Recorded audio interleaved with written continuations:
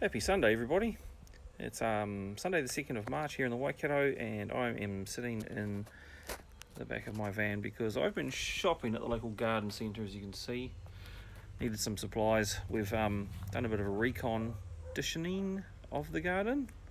I'll show you what I've been up to.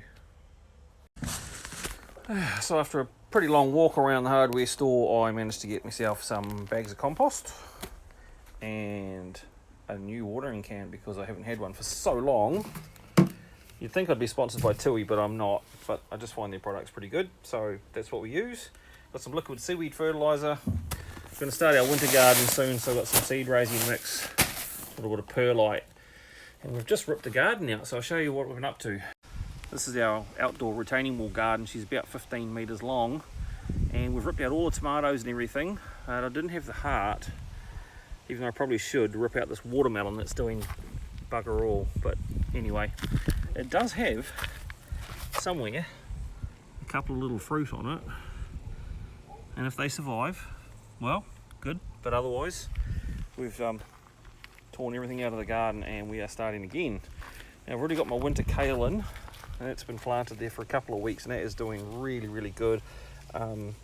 Dug a hole and put some fertiliser in the bottom of the hole, and these have absolutely doubled in size in the last 2 weeks. As you can see, the flies are hanging around, and that's because I've just put down a fair bit of chicken manure pellets. Flies tend to love that, but that's okay. So what we've done is we've actually haven't turned the bed over because we do a no-dig garden here, but we've laid down a thin layer of this Tui compost. And of all the cheap composts, you can get $5, $6, $7 bags. This one's only about $10. I've actually found it to be pretty good and weed free and pretty reliable, where some of them just haven't performed.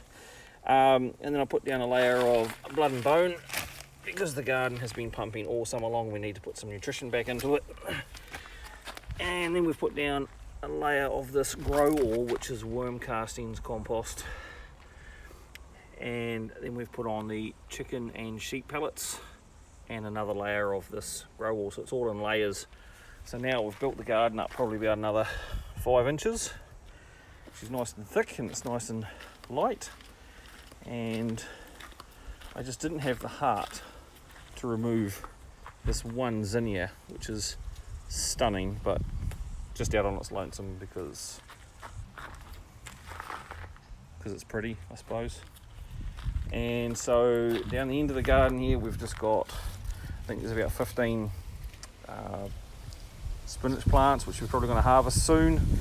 And this is my kumara zoo, which is probably another month, 6 weeks away from being ready.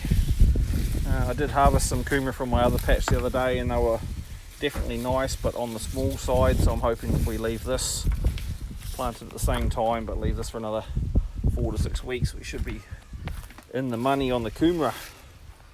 So yeah, that's what we've been up to. And in this bed we're going to have hopefully some carrots and some parsnips and some leek, and that's my next mission.